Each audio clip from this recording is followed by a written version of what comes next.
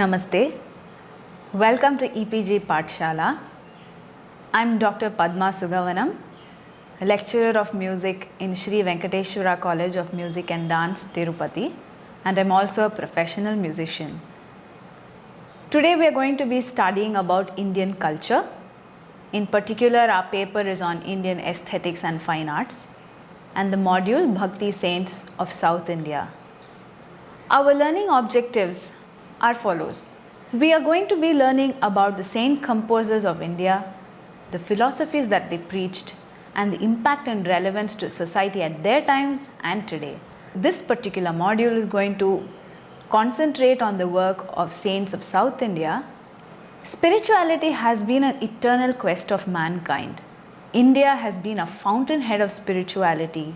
At several points in time, saints and savants have cropped up at every nook and corner of the country, and they have spread their message of spirituality, devotion, and upliftment and unitedness with the Supreme Being. The importance of bhakti has been given, expressed, and expounded in so many Shastra texts of India. Why? For the simple reason that man, in his day-to-day hardships and strife, sometimes forgets that there's a higher goal to one's existence. So what our Shastras did is they gave us a few pathways. They said, these are the routes you can take. Continue with your life, perform your duties, and at the same time don't lose track that your ultimate goal is spiritual upliftment. So what are these pathways that they talked about? The main ones expressed in our texts are the Bhakti Yoga, Jnana Yoga, and Karma Yoga. Very simply put, the Jnana Yoga or Jnana Marga deals with inquiry or enlightenment. Bhakti Marga or Bhakti Yoga deals with devotion. Karma Yoga deals with action. Now, of these three paths, the simplest for man to follow has been bhakti. Devotion to one supreme being, to an ideal who is the sum of all the best qualities that man can think of. Attaining union or closeness to such a God or a power or a concept has been taught to us by all the Shastras in their different expoundations.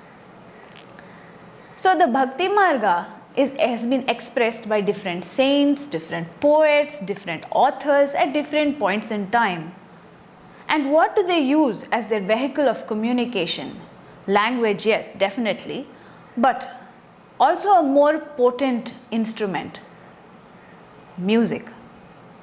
Music has been used for a long time by many people to express their thoughts and communicate with people their own spiritual experiences and their paths and their preachings, which will uplift other mankind.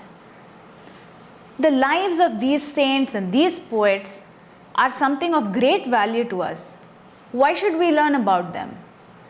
Because their spiritual experiences, their path to salvation and enlightenment would inspire us to move up in our lives. Let us begin with a few saints of India, of South India.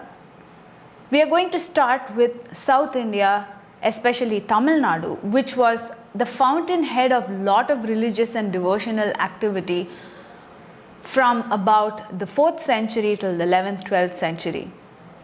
After the Kalabhra period, south in the Tamil region saw a springing up of several saints and lot of poetic and musical activity in the religious field. The main ones that contributed to this part of literature and this part of societal change were the Alvars and the Nayanmars. Let us begin with the Alvars. The Alvars, the word itself means one who is immersed in his devotion to Lord Vishnu. These Alvars were followers of the Sri Vaishnava sect, and they started from sometime between the 5th century till the 10th century AD, after the Kalabhra period. Their compositions were collected, put together as compilations, and were called the Divya Prabandham. This massive task of collecting all the compositions and bringing them together as an anthology was done by Sri Natha Muni. The poetry of the Alvars is in chaste Tamil, and people have accorded it such value that it is even considered as the Tamil Marai or Tamil Veda. They have equated the Divya Prabandham to the Vedas as well. Now, who are the Alvars? There are 12 noted Alvars: Poigai Alvar, Budat Alvar, Pei Alvar, Tirumalisai Alvar, Nam Alvar, Madhura Kavi Alvar, Kulashekar Alvar, Peri Alvar, Andal, Tondaradippudi Alvar, Tiruppana Alvar, and Tirumangai Alvar. The main philosophical precepts of the Alvars was of Sharanagati and Prapatti, total surrender to the Lord, and that of bridal mysticism or divine love, where the poet feels he is the Nayika or the lady love and the Lord is his consort and expresses his love towards the Lord. Now let us listen to a small excerpt of a Tiruppavai of Andal, who was the only lady Alvar. Chitranjiru kale vandunai sevitun potramarai adiye potrum porul kelai petram me tunnum kulatil pirandu நீ குற்றேவல் எங்களை கொள்ளாமல் போகாது இற்றை பறை கொள்வான். And it continues like this. Let us now look at what impact the work of the Alvars had on society.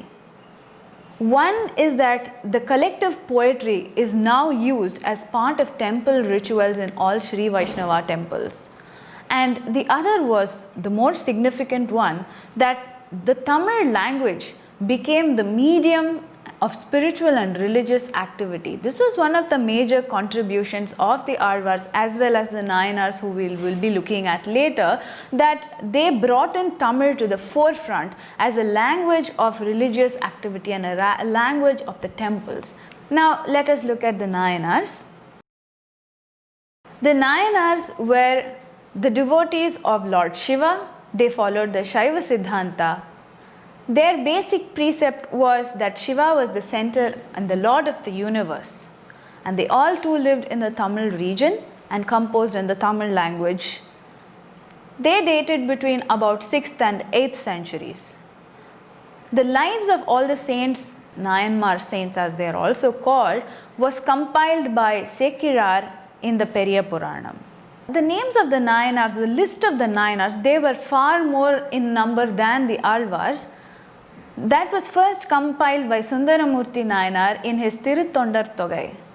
At a later point, King Rajaraja Chola I, when he heard the songs of these Shaiva saints, was so touched, so moved, that he ordered Nambi Anda Nambi to compile and make an anthology of all the compositions of the important Nayanars.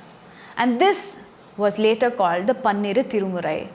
Panniru Tirumurai is a work of 12 volumes, a compendium. On your screen now you will see the Tirumurais and the authors with their compositions. The first to the third Tirumurai were compositions of Sambandar, Tirujnana Sambandar. He was the youngest saint of them all, who started composing at the tender age of 3. His Tevarams are in 1 to 3. Tirumurais 4 to 6 are compositions of Tirunavukarasar, also called Appar. Tirumurai 7 are compositions of Sundaramurti Nayanar. So the Tirumurais 1 to 7 are all compositions called Devarams. De in Tamil means God and Aram means a garland. So these were connoted as garlands to God. Tirumurai 8, compositions of Manikavachakar, Tiruvachakam and Tirukkovayar.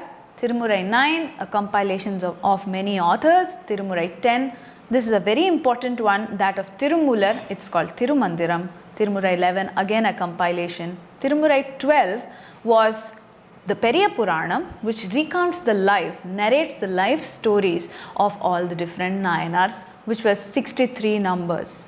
The Nayanars came from very diverse backgrounds. They were very heterogeneous. There were common folk, there were kings, there were noblemen, they were from different strata of society. And many of them were not even very highly educated. And the good thing was there were also many women saints amongst the Nayanars. You can see a picture that is Karekal Ammayar. She was one of the important Nayanars amongst the 63. Let us now take a look at a sample of a Thevaram song, Pitta Piraisudi Perumane of Sundaramurthy Nayanar. And this happens to be his very first composition. Let us now listen to that. Pitta Piraisudi Perumane Arulala, Pitta Piraisudi Perumane Arulala, Yetta Maravade Ninaikindren Manatunai Veitai Penai Tenpal Venai Nallur Urayul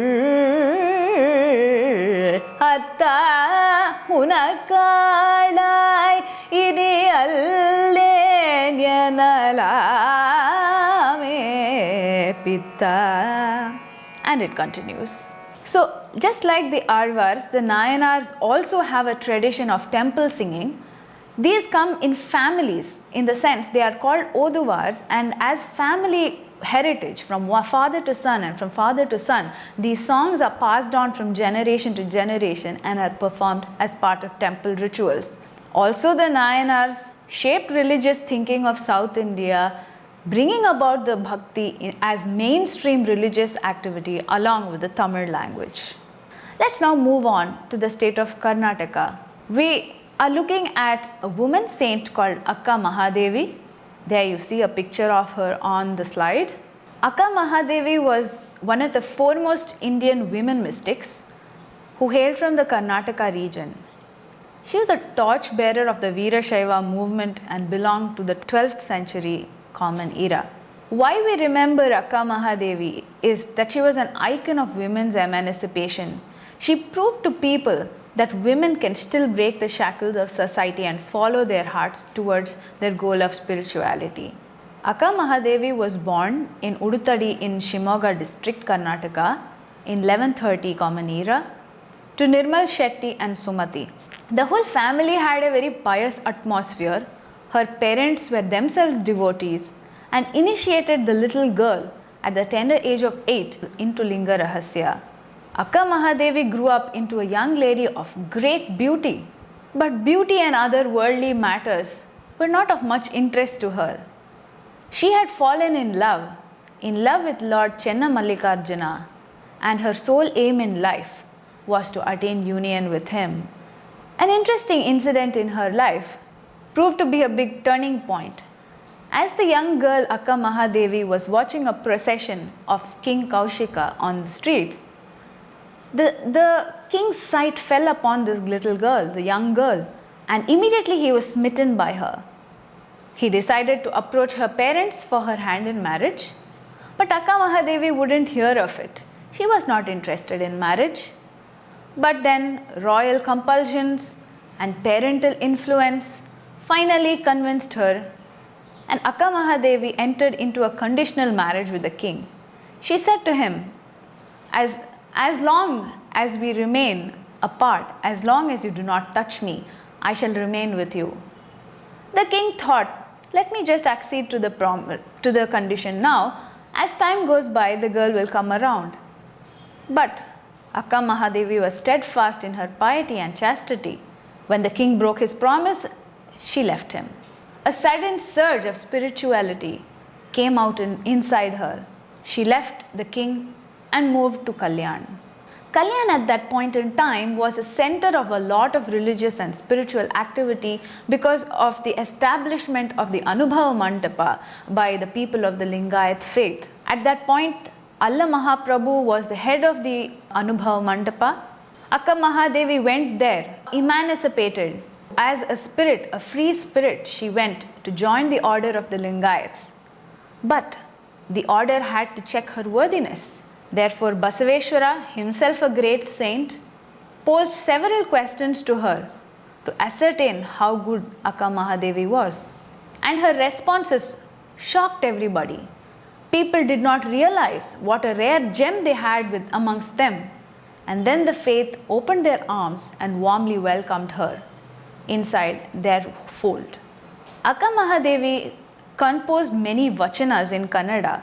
Vachana literature was at that time a very popular form of lyrical literary expression in the Karnataka region.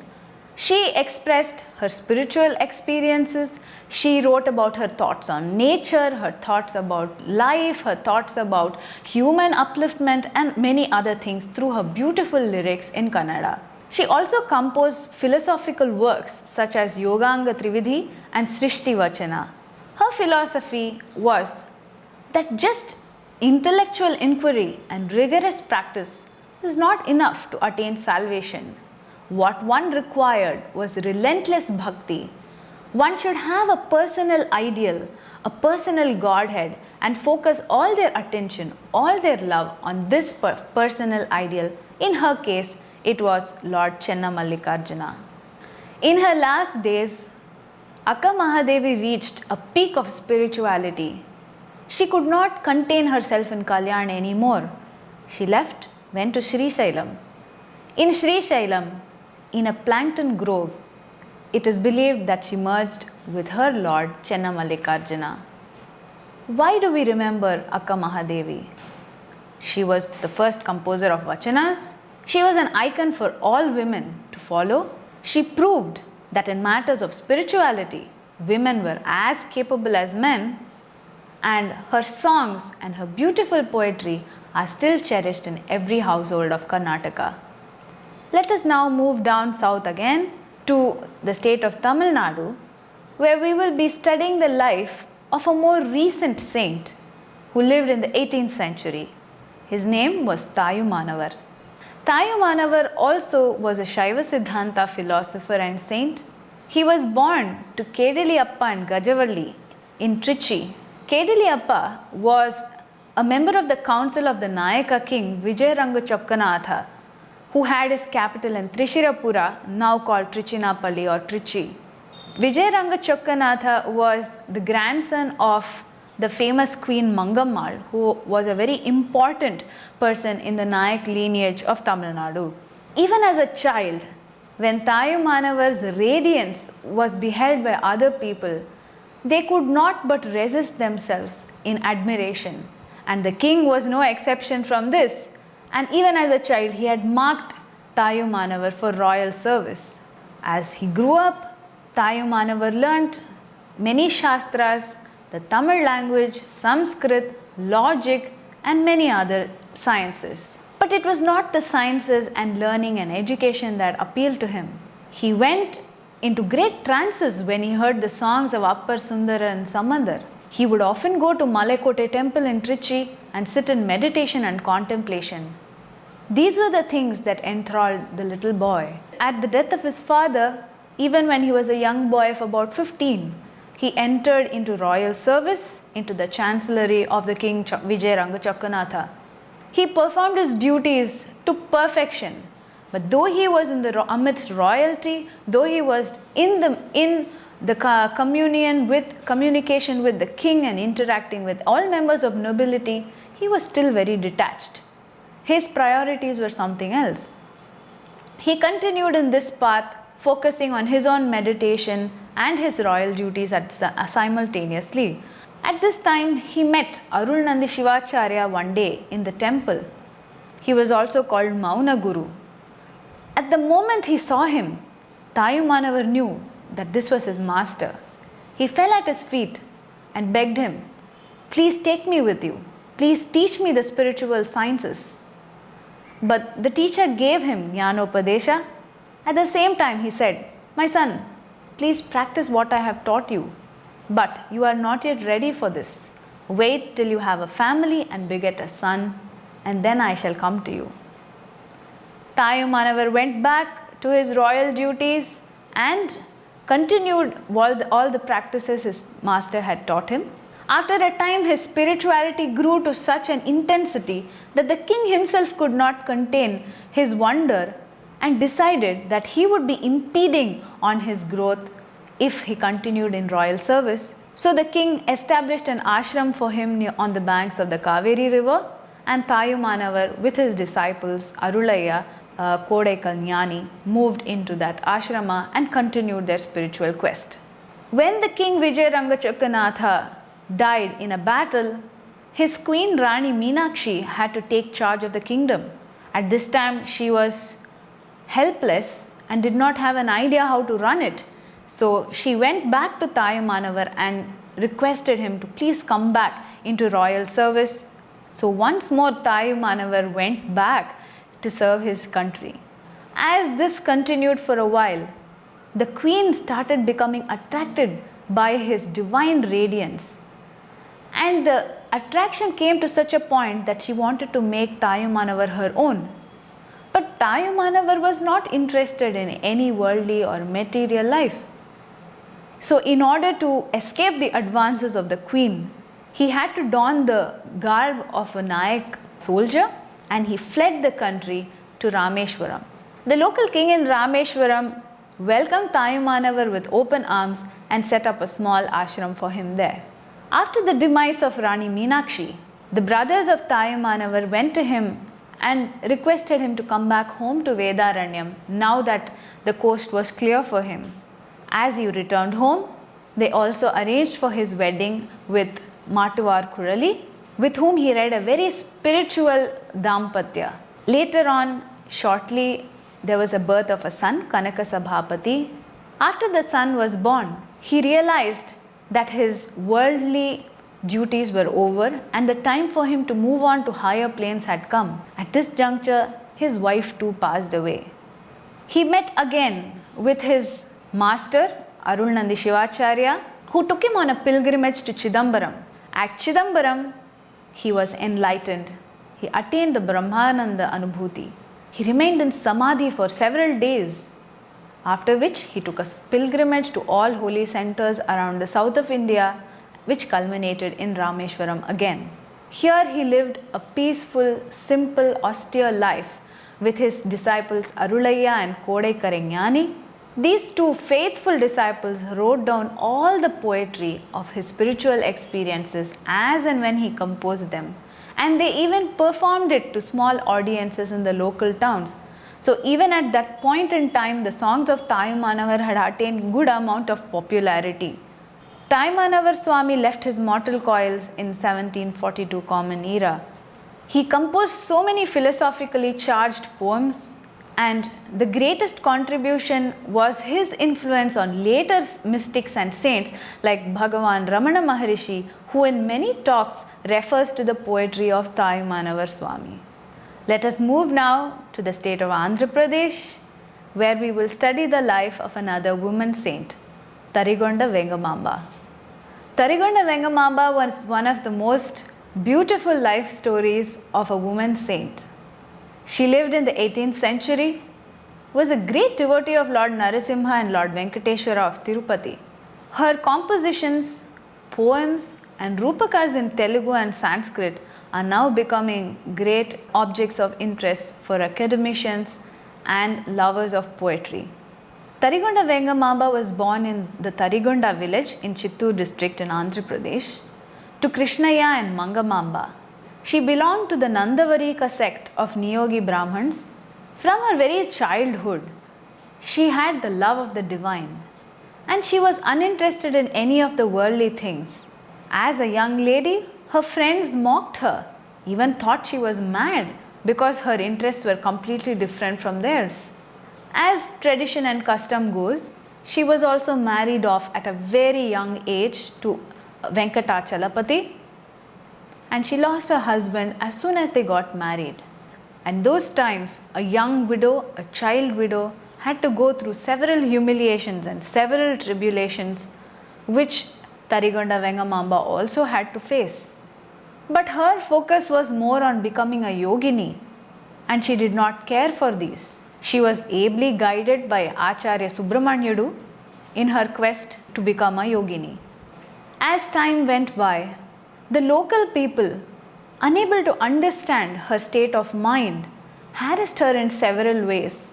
So she decided to move out of Tarigonda and came to the holy land of Tirumala, where her favorite Lord Venkateshwara resided. There, she used to sing a Mutyala Harati for the Lord every night and would leave a few pearls behind for him. When the temple authorities found out that it was Tarigonda Vengamamba who was doing this, they asked her to stop and they exiled her to Tumburukona. But she was undaunted. Tarigonda Vengamamba used to take a tunnel path through the hill of Tirumala, reach the Lord every night and still sing his praise and Mutyala Harati for him every night.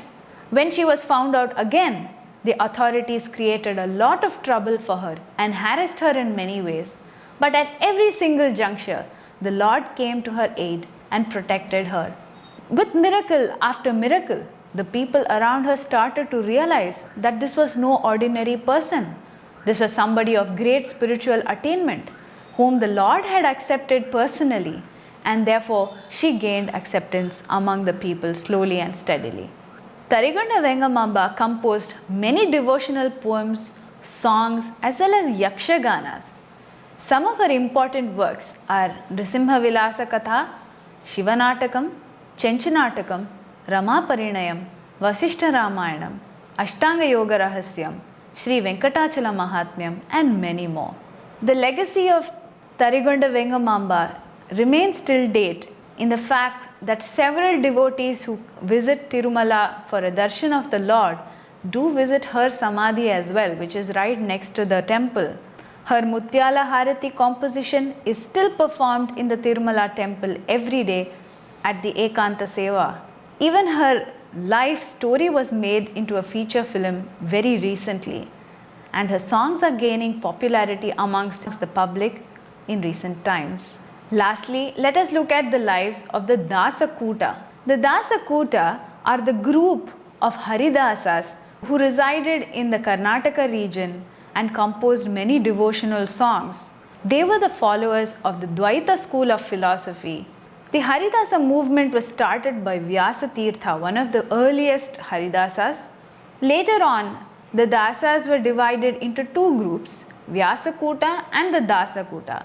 Philosophically, their leanings were towards the same goal, their thoughts and inclinations were the same, but the Vyasakuta followed the Jnana Marga, which involved enquiry and enlightenment, and the Dasakuta followed the Bhakti Marga, where they composed many devotional poems and songs in Kannada and in Sanskrit. The Haridasa movement started in the Vijayanagara region, originating in the Hampi area, led by Sant Vyasatirtha. Later on, Raghavendra Swami from Mantralaya gave it a big impetus, and many saints came in and poured out their hearts, poured out their devotional outpourings as songs and poems. The teachings of these saints slowly started spreading into neighboring states, Andhra Pradesh, Tamil Nadu, and even parts of Maharashtra. One would see the peak of Haridasa activity, literary activity, between about the 14th to the 16th centuries. Some of the notable dasas you can see on the screen: Sri Padaraya, Vyasaraya, Vadiraja, Purandaradasa, etc.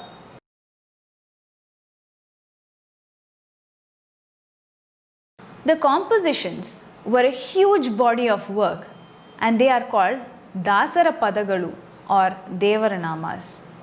They are epitomes of philosophical brilliance and poetic beauty. Let us now just look at one song, Ni Maye Yolago, of Sri Kanakadasa, and look at the spiritual heights of his thought. Kanakadasa says, "Are you a creator of illusion? Or is the illusion your creation? Are you part of the body? Or is the body part of you?